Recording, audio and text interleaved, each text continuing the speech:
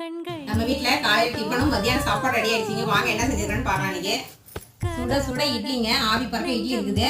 காலையில் டிஃபனுக்கு தக்காளி சாம்பார் எல்லாம் வறுத்து நல்லா எண்ணெய் ஊற்றி கடுகு இதெல்லாம் போட்டு நல்லா தக்காளி குழம்பு வணக்கி ஆட்டி வச்சிங்க. வணக்கி ஆட்டி தாளிச்சு ஊற்றி இருக்குதுங்க. நல்லா சூப்பராக இருக்குங்க. நல்லா கோழிக்கறி குழம்பு மாரியே இருக்குங்க. நல்லா வாசமாக இருக்கும். நல்லா கம்ம கம்மனு டேஸ்ட்டாக இருக்குங்க. களிக்கு இட்லிக்கு சாப்பாடுக்கு எல்லாமே சேர்த்து தாங்க வச்சுருக்கிறேன். தக்காளி சட்னி ஆட்டி இருக்குங்க. கொஞ்சமாக தக்காளி சட்னி ஆட்டியாச்சு. மத்தியானம் சாப்பாட்டுக்கு சுட சுட சாப்பாடு. இன்னைக்கு கீரை கிடைச்சிருக்குதுங்க. கீரை பாலாக்கீரை போட்டு வெறும் பருப்பெல்லாம் எதுவும் இல்லைங்க, வெறும் கீரை மட்டும் தான் செஞ்சிருக்கிறேன். ஏன்னா களி செய்யலான்னு பார்த்தா எங்கள் பையன் வந்து களி வேணாம், இட்லி மட்டும் சுடுமான்ட்டான் காலையிலேயே. அதனால பாருங்க, பாலாக்கீரை வேக வச்சு எடுத்துக்கணும். எடுத்துட்டு மறுபடியும் எண்ணெய் ஊற்றி கொஞ்சம் வெங்காயம் தட்டி போட்டுக்கணும், பூண்டு தட்டி போட்டு 2 வரமிளகாய், ஒரு தக்காளி இதெல்லாம் போட்டு உப்பு போட்டு நல்லா சூப்பராக கிடைச்சிருக்குதுங்க. நல்லா இருக்கும்.